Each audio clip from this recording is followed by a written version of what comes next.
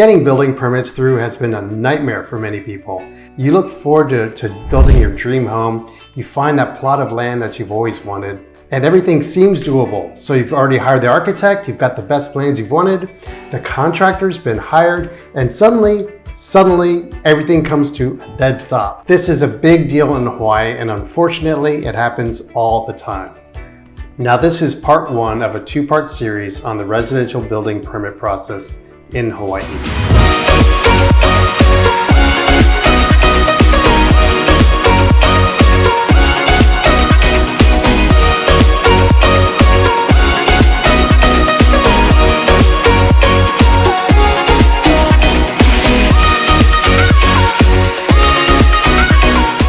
Today I have with me a very special guest, Doug Bennett, a professional in dealing with safety code and compliance, and he'll be sharing with us the tips and tricks to get your permits through and some critical information that you should know in advance if you're planning to build or remodel. Doug is a consultant for both residential, commercial, and government builds and remodels. So prior to starting his own business, his extensive technical experience came from a combined 32 years, 14 in fire and 18 in the Coast Guard Reserves, working in code interpretation and adoption, working with federal, state, and county personnel. Now, if those terms sound like Greek to you, you're not alone. Don't worry, they're Greek to me too. But it just means that he knows the Department of Permits and Planning, or what we call the DPP, like the back of his hand. He began consulting after seeing such a gap between not just the homeowners, but the home builders and the permitting process. His key services to residential clients, they include finding low-cost solutions and methods that help facilitate the permit process. He guides homeowners and builders through the permit system and processes, and he helps identify and solve issues which reduce the number of reviews, the streamlines the overall process of compliance, so that the regulatory agencies pass through your permits when they review them instead of kicking them back over and over again. In other words, he saves people a whole lot of headaches, a whole lot of time, and a whole lot of money.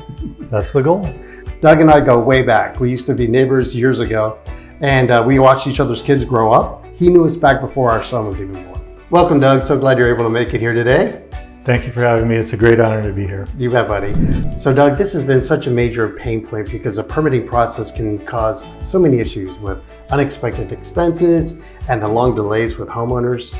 So I appreciate you being here so we can ask you a few questions so future home builders, homeowners can know what to expect in the process. Absolutely. Cool. Well, let's just get right to it. All right.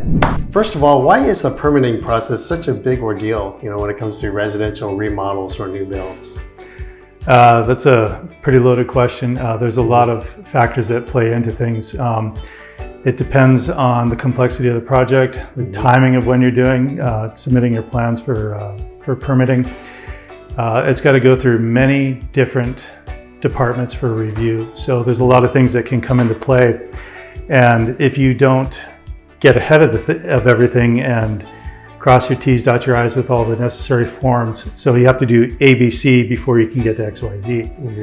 So sometimes people submit their plans expecting things to not be a problem because they figure like the architect or engineer are going to take care of all that, but there's a lot of other forms. So if you don't know the whole process, it'll get kicked back to you. So it can kind of backlog. Yeah. Okay. So with that, what are some of the considerations that a person should be aware of, should be planning ahead when they're building a new home? Well, a lot of the time they're expecting the people, so someone such as yourself, the realtor, the architect and the engineer, to have all this done. But a lot of the times there are certain things that go on with, like say, a parcel of land, that there might be certain conditions. So zoning, it has to go through zoning, it has to go through mechanical, electrical, plumbing, all these different divisions. Zoning is a very big, complex issue. So like a residential area, you're gonna have small strip malls, homes, parks, and things like that. You could have land, and this is where it gets a little tricky, where if you're buying something remote, like a large tract of land in an ag zone, you may want to build your dream home out there. It may be allowed, it may not be. So there's a lot of things where you have to look and see, okay, are there any easements? So there could be some easements on the property. So for example, Hawaiian Electric Company, or HECO as it's referred to, will have easement rights to bring power lines through your property or something like that, which could impede what you want to do. Also, the development of the land is to kind of keep that area through zoning, to keep that area the way it's supposed to be. So, for example, if you have an area that is like a critically sensitive habitat, you're only allowed to maybe build so high or have only so many structures. So you're kind of limited. So you have to know ahead of time. So when you're buying a piece of land, you should get these things done ahead of time, like know what you're getting into, not just putting in a bid on a piece of land. And so these things may affect your ability to do what you want to do. Yeah, it makes perfect sense. So obviously you know what you're getting into ahead of time, because your ideal home might not, whatever specifications or requirements those are, you might not be able to get because of the zoning and the easements in place. Okay. And so to simplify, because it's really technical, a lot of things are explained on the DPP website, and some of that, it's open to interpretation. We can all interpret it differently, looking at the same thing. So that's where someone like you and me, we would team up together and kind of solve that problem for them, or work with DPP to kind of help your clients out, solve the issues. Yep, makes sense. What are some of the key mistakes that the homeowner or even the builder can make? What are those key mistakes that could actually delay the process of permitting? Great question. So you can have your plans ready for submittal, but there could be certain forms or applications that are independent of that need to be filled out. So doing your ABC, crossing your T's, dotting your I's, you might be able to do what you want to do, but you have to obtain permission to do that through other processes. So for example, say your land is R10, which is this. I don't want to get too technical, but and let's say your lot doesn't meet R10, you might be limited in what you can do. But there are things that you can do: fill out for a variance or a request for an equivalency, which means if you can't meet a certain portion of, say, the fire code, there's alternative equivalencies that provide the same level of safety or a higher level of safety that they may substitute and allow to do those things. Okay. But your question about the backlog. So summertime tends to be a busier time because more people are, military people are moving when kids are not in school. So it's an easier time. So you might be a little bit busier when submitting applications during the summer. Christmas time tends to be a little slower time because more people are dealing with the holidays instead. So a lot of it is timing, and there is no real rhyme or reason other than what I just mentioned. Sometimes it's just hit or miss. Because I've noticed sometimes like a permit could take 6 months if you're very fortunate, but typically 9 months, as long as a year. And so the DPP, or Department of Planning and Permitting, uses the FIFO method, which is first in, first out. So once you submit, you're in line. And so you're as soon as you submit, you're last in line. And then as time progresses, you move up to where you're going to be reviewed. Okay. They use e-plans. You can still submit hard copy plans, but e-plans is electronic. Has that expedited the process at all? Yes and no. The idea is that through e-plans, each different department, so zoning, electrical, mechanical, fire, they're all going to receive the plans same day, same time when it's submitted. That sounds like it'd be more efficient. Right, because everyone's going to see it at the same time, as opposed to like one department reviewing a hard copy and then it moves on to the next department. I remember those days. It was very challenging. Yes, Okay. it can be. So e-plans, the idea is to speed up that process. And sometimes it works and sometimes it doesn't. There's other factors that can affect this. Each different department has their own method of doing things. And basically there are challenges with the number of personnel sometimes. So that can happen as well. But staying ahead of the curve by using like a third party, we can get into this in a little bit, but like expediters or personnel such as myself that know the process and can help guide you through that, where you're not going to be kind of sidetracked by something and delayed for a few weeks until that's done before you get all those other things done. So just basically having a complete package upon submittal is really beneficial. Great, and I'm glad we will touch on that later, because Yeah. that's really going to help a lot of clients that I have in mind as well. Great. So I appreciate that. So 30,000 foot view, right? If say pretend like I'm someone from the mainland who scoped out a piece of property and they just don't know the next steps. Like from your perspective, what's the first step? Buying the lot or consulting with someone like you? I would do my homework ahead of time. So consult with someone like you, a team like you and me. because you could find an ideal piece of property and have your dreams of doing XYZ without really knowing everything that is associated with that. So doing your homework ahead of time, you may find out that is not what you want. This is not the ideal piece of property because you're not going to be able to do exactly what you want. You could do something a little bit different, but is that really what you want? So for like one example, Okay.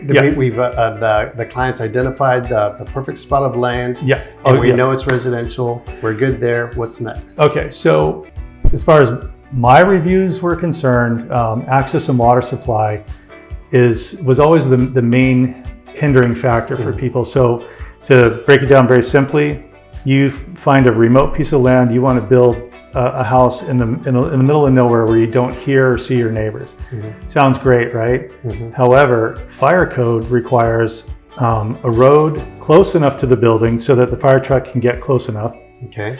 And a water supply or a hydrant or something that can provide enough water to fight the fire. Because the idea is you want to provide a level of safety that is good for the firefighters to adequately fight the fire so they're not in danger. Okay. And they can fight the fire and potentially save the home. Whereas if you don't do these things, you could lose the home and you're endangering lives. They can build a house remotely, way in the middle of the sticks, but there's certain things that they have to do to meet code, and that could cost them a lot of time and money. So they would have to build a road, sprinkler the home that may not normally require it, which is an extra cost, or put in like a water supply equivalent to giving the amount of water that they need. So it's not that they can't do these things, it's just that it's oftentimes a greater cost. Yeah, and just keep in mind, this is for a home that you'd like to build that is very secluded, way off the beaten path. We have lots of lots here on the islands, of course, that have that ability. But usually, like on Oahu, right, you're not going to be building too far away from a main street or a public access street. But that being said, you still need to be relatively close to a fire hydrant, or if there's not a fire hydrant on a private road, you'd have to have one installed, and that can be an extra cost. Just things like that to consider. Does that sound right? That's great. I'm glad that you approached me to do this, because a lot of realtors, they never considered this before. So you having the foresight to do this is great, because there are other examples that I've seen as a reviewer and an inspector in the past, where people have bought land, tried to build the home that they wanted, and they found out that they were unable to due to cost or other factors. So keeping your clients informed is exponentially beneficial, because you're going to set them up for success and happiness. So that's great. I'm glad you're doing this. You know, we're all learning this through these processes together, right? And it takes several years to get to this point to keep an eye on what to look for and everything. So glad you're here with us again to share. So another question that we keep getting, of course, and with expanding families, especially local families, they have their great home, but their family members want to move in. So we get into building a second home, or actually an ADU, which is an accessory dwelling unit, right? And there's certain codes and restrictions to an ADU and for different lot sizes, for example, and different zoning. Doug, can you share a little bit about that and what that would look like? Sure. Okay. So, and I'm sorry to interject, and also like an ADU would be a partial, like a cottage or something like that. That is, the ADU is a detached structure, like an ohana suite or family guest suite or something like that, or a separate studio, something like that. Sure, great question. ADUs are very popular. As you know, Hawaii is limited in size because supply and demand prices are very high in Hawaii. And because of that, people will try to augment their income by adding an ADU for rental income, or like you said, extending per family. So there are parameters that kind of guide or limitations for ADUs that are on the DPP website. And you're only allowed to build so much, so you can't build all the way up to your property line, because now you're having homes too close together, it's too crowded. So there are a lot of factors that affect this. For example, if you have a lot of a certain size, you're only allowed to build up to 70% in terms of building coverage on that lot. Max is like 800 square feet for an ADU. Now you can buy a piece of land and you can build more than one home. You can have 2, 3 single family dwellings that are not considered ADUs. but that is different. That's based on size of land and of course zoning and other factors. Yeah, and let me interject real fast. Yeah. And the type of, now that specific lot that Doug's talking about is zoned R5, and it has to have a minimum of 7,500 square feet, the lot size. A minimum of 7,500 square feet in order to build more than one house on your lot of land. Yeah, so those are the kinds of things that we would look at before you put money down or sign a contract for a piece of property, because if you have the intention of building that, but you find out you can't, you don't want to get into a situation like that. But ADUs are very popular. It can be a lengthy process, but there's a lot of things that you need to do ahead of time, like your wastewater. So there's different areas that you're typically not going to get involved in when just purchasing a home or remodeling or rebuilding. ADUs, a little bit different. Yeah. Now, when anyone mentions zoning, it's typically a yawn fest, right? And let me refer to my notes here, because nobody wants to talk about zoning. But unfortunately, this is where massive mistakes can happen, right? And we touched a little bit on it, but why is zoning so critical when it comes to permitting? And how can people get ahead of those unpleasant surprises? Good question. Zoning is very complex. So again, I'm going to refer to the DPV website because there's too much information to cover. And I'm sure the viewers would appreciate. That. I don't want to put your viewers to sleep. But zoning is important because, so for example, in a residential community, say for example Eva Beach, you're going to have areas where it's homes or condos, and every so many homes or density, you have to have a park. It's a requirement. You have to have certain things. That's to keep the aesthetics of the neighborhood, and you have to take into consideration the environmental aspects. Zoning, it goes into many different realms. It sure does, especially when you mentioned Eva Beach, for example, and Kapolei, where we have most of the planned urban developments, the PUDs on Oahu, right? We don't see as many of those, or hardly any, on the windward side in Kailua, Kaneohe. Those are older neighborhoods. Yeah, older neighborhoods, right. So one thing that a lot of viewers may not understand is you have older existing homes. So the term for that is existing non-conforming allowed to remain, which basically means these homes were built a long time ago and they were built to code and regulations at that time. Over time, code changes and becomes a little more restrictive. And so now the newer communities have taken a lot of other historical stuff into consideration to develop a community such as Eva Beach versus say like Waimanalo or Kailua. So a lot of people see an existing home, they say like, well, how come they got to do that and we can't? And it's like, well, that was there a long time ago. So if you were to tear that existing thing down and rebuild, you're going to have to rebuild to new code standards.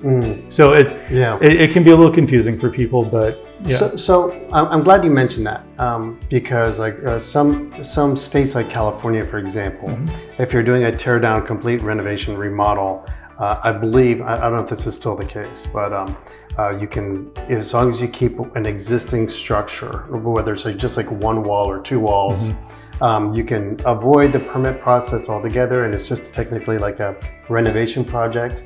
But here, like say for example, you buy a tear down home in Kailua, right? And unfortunately the lots can be, 1.5, 1.7 million just for the lot, right? We typically see like the cost of a renovation or replacement or a new build can be anywhere between $350 to $450 a square foot, right? And then you have to think about the lot itself, right? So a lot of costs, a lot of expense. So my question is like keeping an existing structure, whether it's like just a quarter of the existing house or half, to save the time and sacrifice of building an entirely new home. Can one today just buy like a tear down house and build a completely new home, still using a part of the existing structure? There are parameters in place where if you are going to redo X amount of portion of a home, the other thing is not just a certain portion, but the dollar value. So for example, if you're doing electrical or plumbing work, anything in excess of $2,500 permit required. So there are certain things, and this is all on their website as well, that trigger and says permit required for the following. Now, does that mean people sometimes will do remodels or they'll build things without permit? And here's a caveat about that. let's say when they go to sell the home in the future, like say they want to like flip a home, right? The problem is when people come through to do the home inspection for the new buyers or whatever, they may catch like, hey, this was done, where's the permits? I want to see the permits. And if there are no permits or there was no permit sought after, the new buyer may not want to take on that liability. Absolutely, and that would obviously have to be disclosed by the seller. Yeah, it's not there for anything other than safety, because code is for safety. Right, and absolutely. So along that lines, and let me interject here. When you're looking at remodeling, for example, right? It's fair to say that when you're doing cosmetic work, when you're replacing cabinets, when you're replacing countertops, anything of that nature, that's not going to require a permit. We're not here to scare you about that. But when it comes to like electrical and plumbing and the bigger jobs, right? And like you said, anything that's safety related, then yes, you need to get the licensed contractors. You need to get the permits in place for that. Absolutely. So just redoing your floors or painting your home, no permit required. Retaining wall, no more than 30 inches, no permit required. But there's reasons for when a permit is required, and it's all designed for safety. And there are costs associated with that, but it's necessary. And when you're buying a home, you expect the previous owner to have done their due diligence. You should be passing that on to your buyer in the future. Yeah, for sure, Doug. And that being said, we do see time and time again, of course, there are lots of real estate developers and flippers here in Hawaii, right? And there are also homeowners in the older neighborhoods, in Kailua, in Kaneohe, in Waimanalo, wherever, Hawaii Kai, Diamond Head. We see it over and over again where a homeowner will do a remodel or do an addition or add a bonus room, for example, and you're going to see it. Like they don't do the necessary permits, they don't fulfill these obligations, and it is common to see here. But that being said, that should be disclosed by the seller, and it's really up to the buyer whether or not they're at peace with that. So you'll see that in the home inspection. You'll want to get a third party to inspect that, make sure everything's okay structurally. Because I can't tell you how many times we see again and again bonus rooms that are added, some other work that's been done, right? Possibly an ADU that wasn't permitted. And it's really up to you and your peace of mind. So you'll also see that the tax records, our tax records, don't necessarily reflect any additions that have been made, whether permitted or not permitted. So from time to time, you'll see like a home, you'll come across a home on like Realtor.com or Zillow, for example, and it'll be a 3-bedroom, 2-bath house, but in our MLS, it'll be 4 bedrooms and 4 baths, right? And so the listing information won't match the tax records. We see that time and time again because our tax records are often outdated, or they're just not up to speed, or maybe the work wasn't permitted. And a lot of homeowners are okay with that. A lot of buyers are okay with that. You just want to make sure you do due diligence and make sure, right, that any work that's been done has been done professionally well, so you don't have any surprises down the road. Going back to the situation where a homeowner wants to basically build a new home on a lot. There's an existing property there. Are there specific permits for that? Like when you tear down a house, which we call raising, you raise the existing property and build new. Is it a different permit process for that? And I don't know if you can answer this, but is it a much longer process to get permits for something like that? Good question.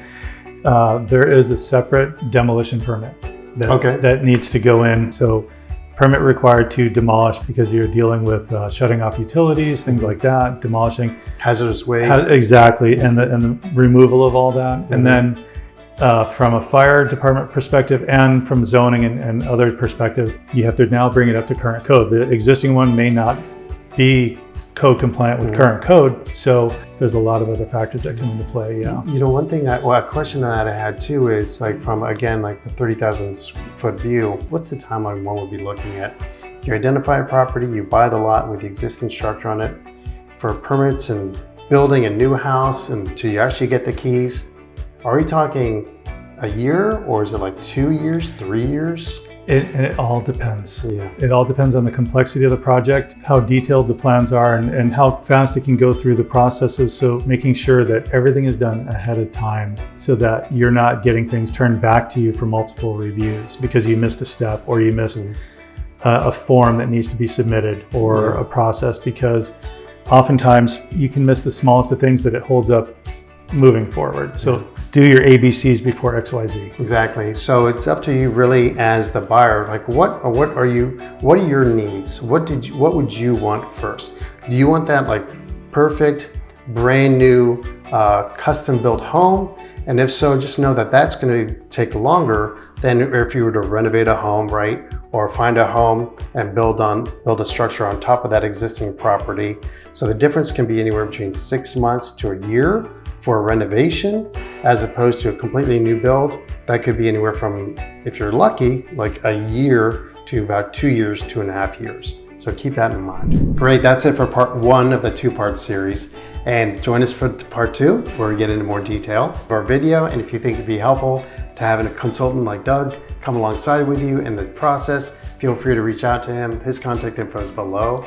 If you found this video to be helpful, feel free to subscribe to our channel, hit the like button, and tap the notification bell. That way you can keep a pulse on the current market here in Hawaii. Whether you're looking to buy in 9 days or 9 months from now, feel free to reach out to us. You can email me directly, you can give me a call, or shoot me a text. We love it when people reach out to us. We're here to make your move as smooth and successful as possible. Thanks for watching again, and aloha.